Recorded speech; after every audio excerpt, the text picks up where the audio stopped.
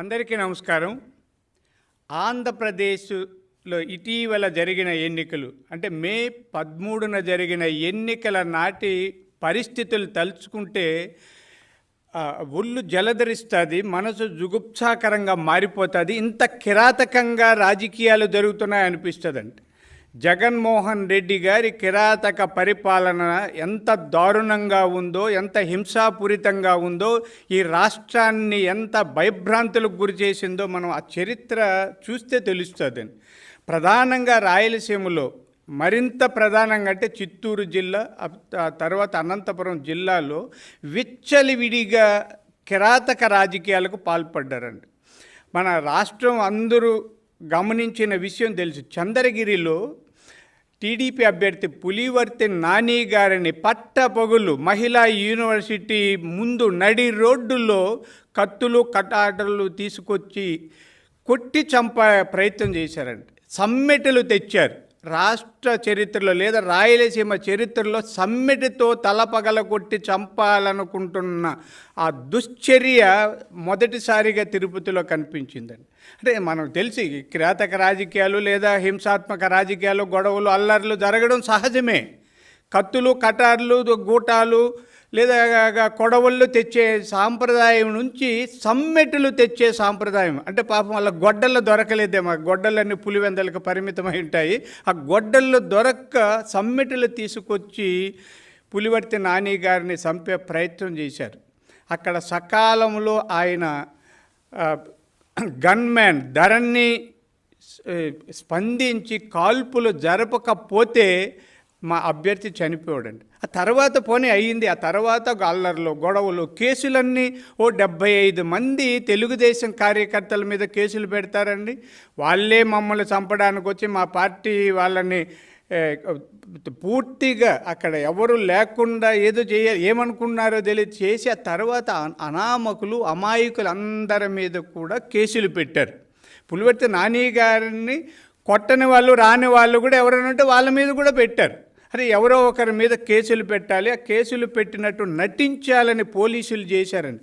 అక్కడ పోలీసులు చాలామంది వైఎస్ఆర్ పార్టీ గూండాల్లాగానో లేకపోతే వాళ్ళ కార్యకర్తల్లాగానో పనిచేశారండి. ఇది పోలీసు వ్యవస్థకి కొంత తలవంపులండి. అందరూ పోలీసులు అలా కాకపోయినా కొంతమంది పోలీసులు ఎందుకో జగన్మోహన్ రెడ్డి గారి మీద వాళ్ళకు ఆ వ్యామోహమో లేదా తత్వమో లేదా ఇంకొకటో తెలియదు కానీ ఇంత చాలా దారుణాలు చేశారు. ఇప్పటికైనా మారకపోతే కష్టమండి. ఇంకా మా పొంగనూరులో పెద్దిరెడ్డి రామచంద్రారెడ్డి గారి నియోజకవర్గంలో బూరగమంద అని ఒక ఊరుందండి. అది ఆయన సొంత మండలం, పెద్దిరెడ్డి గారి సొంత మండలానికి సంబంధించిన ఊరు. ఆ ఊర్లో ఉదయం 5 గంటలకంతా 8 మంది ఏజెంట్లని, ఆ చుట్టుపక్కల ఉన్న ఎన్నికల పోలింగ్ ఏజెంట్లన్నీ కిడ్నాప్ చేశారండి. బహిరంగంగా వైఎస్ఆర్ పార్టీకి చెందిన ఒక 15 మంది వచ్చి వాహనాల్లో వచ్చి వాళ్ళు బలవంతంగా తీసుకెళ్లారు. అవన్నీ సోషల్ మీడియాలో వైరల్ అయిన తర్వాత ఎక్కడో దింపేసి వెళ్ళిపోయారు. ఇప్పటి వరకు వాళ్ళ మీద కేసులు లేదండి. అంటే వాళ్ళ మండలం, సొంత మండలం, సదుం మండలం బూరగమందలో 8 మంది తెలుగుదేశం పార్టీ ఏజెంట్లను కిడ్నాప్ చేసి ఇన్ని చేసినా కూడా వాళ్ళ మీద ఇప్పటికీ కేసులు లేదండి. దాని మీద అక్కడ చల్లాబాబు అంటే చల్లా రామకృష్ణారెడ్డి గారు అభ్యర్థి కంప్లైంట్ చేశారు. మాజీ ముఖ్యమంత్రి నల్లారి కిరణ్ కుమార్ రెడ్డి గారు కూడా ముందు నుంచి హెచ్చరిస్తున్నారు. దాని మీద కంప్లైంట్ చేశారు. ఆయన ఎంపీ అభ్యర్థి, ఈయన ఎమ్మెల్యే అభ్యర్థి. అంటే ఒక మాజీ ముఖ్యమంత్రి చేసిన ఫిర్యాదులు కూడా బొట్ట దాఖలు చేసి కేసులు పెట్టలేదంటే అక్కడ ఉన్న పోలీసులు ఏమనాలి చెప్పండి. మనకు తెలుసు అంతకుముందు పొంగనూరులో చంద్రబాబు నాయుడు గారు ఊరికి ఆ ఏరియాలో పాదయాత్రగా నడిచి వస్తే అక్కడ పర్యటిస్తే రాళ్లతో కొట్టి తప్పుడు కేసులు పెట్టి భయభ్రాంతులకు గురి చేసిన విషయం మన అందరికీ తెలుసని. ఈ రాష్ట్రంలో ఎంతమంది వేల మంది మీద కేసులు పెట్టి ఇల్లు వాక్కులు వదిలి పరారైపోయారు.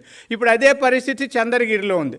అంటే చిత్తూరు జిల్లా, ప్రశాంతంగా ఉన్న చిత్తూరు జిల్లాలో జగన్మోహన్ రెడ్డి గారు ముఖ్యమంత్రి అయిన తర్వాత పులివెందల సంస్కృతిని తీసుకొచ్చి ఇక్కడ ఆపాదించారండి. అలా అన్నీ ఈ రాష్ట్రాన్నంతా పులివెందలు చేయాలనుకున్నారు. అయితే ఆంధ్రప్రదేశ్ ప్రజలు చాలామంది, అంటే మెజారిటీ వాళ్ళు ప్రజాస్వామ్యవాదులు కాబట్టి హాయిగా కొంత ఈ ఎదుర్కొంటూ వచ్చారు, మా వైపు నిలబడ్డారు, తెలుగుదేశం పార్టీకి అధికారం కట్టబెట్టబోతున్నారండి. అయితే ఇంకా తాడిపత్రి తెలుసు కదండి. తాడిపత్రిలో జేసీ దివాకర్ రెడ్డి గారు, జేసీ ప్రభాకర్ రెడ్డి గారిని ఎన్నిసార్లు ఎన్ని విధాలుగా వేధించారు, ఆ కుటుంబం మీద దాడులు చేశారు. అక్కడున్న ఇంతకుముందు ఎమ్మెల్యే పెద్దారెడ్డి వాళ్ళందరూ ఎన్ని దారుణాలు, దురాగతాలు, అరాచకాలు, కిరాతకాలు ఎన్ని చేశారండి. చాలా హింసాపూరితమైన సినిమాలు ఉంటాయి. క్రైమ్ అండ్ థ్రిల్లర్ సినిమాల కంటే దారుణంగా చేస్తూ వస్తే వాళ్ళు తట్టుకుని నిలబడ్డారండి.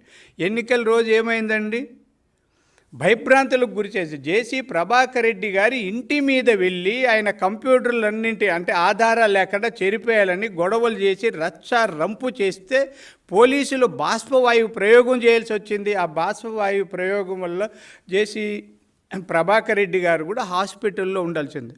అక్కడ ఒక వ్యక్తిని కొట్టారండి. ఎస్పీ అంటే డిఎస్పీ చైతన్య గారు చాలా ఏకపక్షంగా వ్యవహరించి ఆయన పోలీస్ అన్న విషయం మర్చిపోయి నేను వైఎస్ఆర్ పార్టీ కార్యకర్తను లేదా వైఎస్ఆర్ పార్టీ పంపిన గూండాగా వ్యవహరించారు తప్ప పోలీసుని, ఈ పోలీస్ అంటే శాంతి భద్రతలు రక్షించాలి, సమసమాజవాదాన్ని బతికించాలి, ప్రజాస్వామ్యాన్ని రక్షించాలి అన్న దృక్పథం మారి నేను ఎవరికో తొత్తుగా వ్యవహరిస్తున్నాను, నేను వాళ్ళ తాబేదారిని అన్నట్టుగా వ్యవహరించారు. ఈ 3 ప్రాంతాల్లో చూస్తే మనం చంద్రగిరి కానీ, పొంగనూరు కానీ, తాడిపత్రిలో ఎంత దారుణాలండి. జగన్మోహన్ రెడ్డి గారు, నేను అంటే మన ప్రాంతం వాడుగా కొంత మీకంటే వయసులో పెద్దవాడిగా చెప్తారు, రాజకీయాలు ఎంత కిరాతకాలు అవసరం లేదండి. అధికారం కోసం, పదవుల కోసం, ప్రజాస్వామ్యాన్ని, మానవ విలువలను తుంగలో తొక్కి కత్తులు కటార్లతో రాజకీయాలు చేయాలనుకుంటే ఇప్పుడు జరగదండి. కత్తులు పట్టి రాజకీయాలు చేసిన వాళ్ళ కత్తులకు బలయ్యారు, దౌర్జన్యాలు చేసిన వాళ్ళ దౌర్జన్యాలకు బలయ్యారు, హింసాపూరిత రాజకీయాలు చేసిన వాళ్ళు ఆ హింసకే బలయ్యారు. అంటే ఏది చేస్తామో మనకి దేవుడు అదే చూపిస్తారు అన్నది, అంటే చర్య ప్రతిచర్య సమానంగా ఉంటుంది. మీరు చేసే చర్య ప్రతి చోట అది ప్రకృతి ధర్మం. కాబట్టి జగన్మోహన్ రెడ్డి గారు ఎలాగూ జూన్ 4 తర్వాత మీ పార్టీ అంతమవుతుంది. మా వర్లరామయ్య గారు చెప్పినట్టుగా మీ దుకాణం బంద్ కాక తప్పదు, మీ కొట్టు ఖాళీ చేయాలి, మీ గుడారం మూసేసుకోవాలి. ఆ తర్వాతైనా ఒకసారి రాజ్యాంగాన్ని, ప్రజాస్వామ్య విలువల్ని, మానవత్వాన్ని గురించి చదువుకొని రాజకీయ నాయకుడు ఏం చేయాలో, ఎందుకు సమాజంలో బతకాలో, సమాజాన్ని ఎలా ఉద్ధరించాలో, అభివృద్ధి అంటే ఏమిటో, పరిపాలన అంటే ఏమిటో, ఆ విధానాలు ఏమిటో ఒకసారి చదువుకోండి. మళ్ళీ భవిష్యత్తులో మీరు రాజకీయాలు వద్దని మేమేమి అనడంలే. అంటే మేము ఒక పార్టీ, తెలుగుదేశం పార్టీ రాష్ట్రంలో ఉండాలని కోరుకోరు మా చంద్రబాబు నాయుడు గారు. ఆయన ప్రజాస్వామ్య ప్రియులండి, ప్రతిపక్షాన్ని కూడా బతికించాలన్న ఉత్తమమైన వ్యక్తిత్వం ఉన్న వ్యక్తి ఆయన. కాబట్టి మిమ్మల్ని మేము మీలాగా కిరాతకాలు చేయము జగన్మోహన్ రెడ్డి గారు.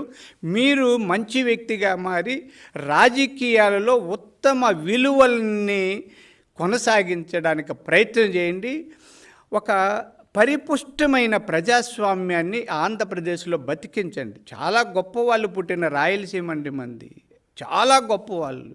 మీకు తెలుసు, మీ పక్క అనంతపురం జిల్లాకు చెందిన నీలం సంజీవ్ రెడ్డి గారు ఏకగ్రీవంగా రాష్ట్రపతి అయినారండి. అంత ఉత్తములు పుట్టిన ఈ రాయలసీమలో హింసాపూరిత రాజకీయాలని కొనసాగించకుండా కట్టి పెడితే మంచిది. మంచి మనస్తో, మంచి నడవడితో సంస్కారయుతమైన రాజకీయాలు చేయండి. అలాగే పోలీసు మహానుభావులారా, కొందరికండి, అందరూ కాదు, చాలా ఉత్తములు కూడా ఉన్నారు. మీరేదో వైఎస్ఆర్ పార్టీ కోసం బతుకుతున్నట్టు, వైఎస్ఆర్ పార్టీ వాళ్ళ ఇచ్చిన జీతం తీసుకుంటున్నట్టు, వైఎస్ఆర్ పార్టీ వాళ్ళ యూనిఫామ్ వేసుకున్నట్టు తప్పుడు కేసులు పెట్టకండి, బలైపోతారు. చాలామందికి తెలియదండి, పోలీసులు చేసే నిర్వాకాల మీద, తప్పుడు కేసుల మీద, వ్యవహారాల మీద ప్రైవేటు కేసులు వేస్తే మీకు రిటైర్మెంట్ బెనిఫిట్స్ కూడా రావన్న విషయం గుర్తుపెట్టుకోండి. ఏమైపోతుందని మీరు పెట్టే తప్పుడు కేసులతో ఏమైపోతుంది అంటే, మీరు తప్పుడు కేసులు పెట్టేస్తే ఏమన్నా ఉరిశిక్ష వేసేస్తారా? వద్దండి, ధర్మాన్ని రక్షించండి. ఆ ధర్మం మిమ్మల్ని రక్షిస్తుంది. అలా కాకుండా అధర్మంగా, అన్యాయంగా, అక్రమంగా, కిరాతకంగా, దురాగతంగా ప్రయత్నాలు చేస్తే మీ చరిత్ర అలాగే ముగిసిపోతుందన్న విషయాన్ని గుర్తించి మార్పుకు స్వీకారం చుట్టాలని నా విజ్ఞప్తి అండి. ఇప్పుడు మా రాష్ట్ర కార్యదర్శి సూరా సుధాకర్ రెడ్డి గారు మాట్లాడతారు.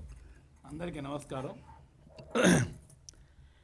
ఈనాడు దేశ చరిత్రలోనే స్వతంత్రం వచ్చిన తర్వాత ఒక ఎన్నికల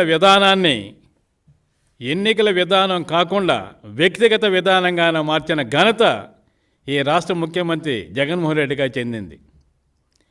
ప్రజాస్వామ్యంలో గతంలో భారతదేశం రాజ్యాంగాన్ని తీసుకురావటానికి పెద్దలు గాంధీ లాంటి మహాత్మావాదులు అందరూ కూడా స్వతంత్రం కోసం పోరాటం చేసి, అంబేద్కర్ లాంటి వ్యక్తులు రాజ్యాంగం రచించి, రాజ్యాంగంలో ఒక ప్రజాస్వామ్య విలువలంటే ఏమి, ప్రజలు ఓటేసే విధానం ఏంటి, ప్రజల అభిప్రాయాన్ని వ్యక్తీకరించడానికి ప్రతి 5 సంవత్సరాలకు ఎన్నికలు జరిపి ప్రజల అభిప్రాయాల మేరకు ప్రభుత్వం నడపాలని ఆలోచన చేసుకొచ్చిన విధానానికి జగన్మోహన్ రెడ్డి పూర్తిగా వ్యతిరేకంగా రాజ్యాంగం లేదు, ప్రజలు లేరు, ప్రభుత్వాలు లేవు, నేనే ప్రభుత్వము, నేనే రాజ్యాంగము, నేనే రాజును అనే ఒక కొత్త నిర్వచనం తీసుకొచ్చి ఈనాడు తిరుపతి లాంటి ఒక శాంతిముఖ ప్రదేశంలో ఈనాడు దౌర్జన్యాలు చేసి ఈరోజు ఒక బుల్లెట్ ద్వారా శాసించాల్సిన పరిస్థితిని తీసుకొచ్చారంటే దానికి జగన్మోహన్ రెడ్డి గారు ప్రజలకు జవాబు చెప్పాల్సిన అవసరం ఉంది.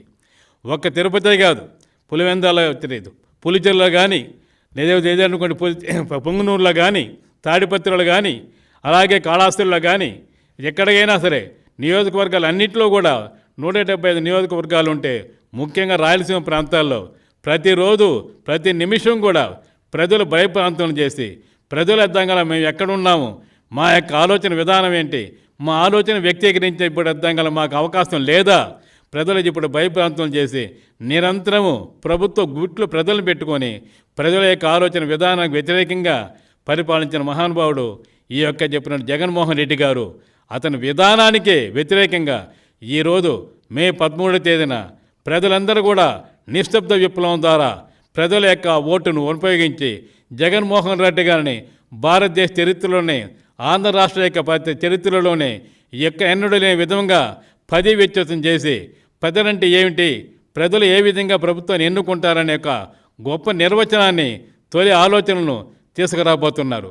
ఇప్పటికైనా జగన్మోహన్ రెడ్డి గారు కానీ, వాళ్ళ మంత్రులు కానీ ఆనాడు ప్రమాణ స్వీకారం చేసి ఏ విధంగా మంత్రులు ముఖ్యమంత్రులు అయ్యారో వాళ్ళు రాజ్యాంగాన్ని పరిరక్షిస్తామని చెప్పిన విధానానికి ఈరోజు పూర్తిగా వ్యతిరేకంగా పనిచేసిన విధానానికి ప్రజలు గుర్తించి, ప్రజలు పూర్తిగా వీళ్ళని రాజకీయ సన్యాసం చూపించి పూర్తిగా ప్రజలు రాజకీయానికి, రాష్ట్రానికి దూరంగా పెట్టి వాళ్ళ యొక్క విలువలను, వాళ్ళ యొక్క ప్రజాస్వామ్య కాదని కాపాడుకోవటానికి వాళ్ళు ఓటైన ఆయుధంతో పూర్తిగా ప్రభుత్వాన్ని పూర్తి తరమదోస్తున్నారు.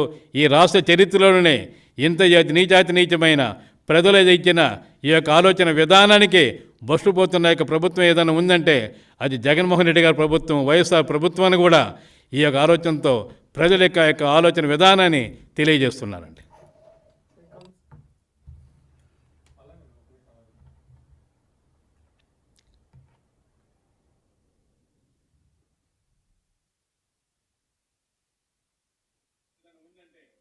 జగన్మోహన్ రెడ్డి గారి ప్రభుత్వం, వైఎస్ఆర్ ప్రభుత్వాన్ని కూడా ఈ ఆలోచనతో ప్రజల యొక్క ఆలోచన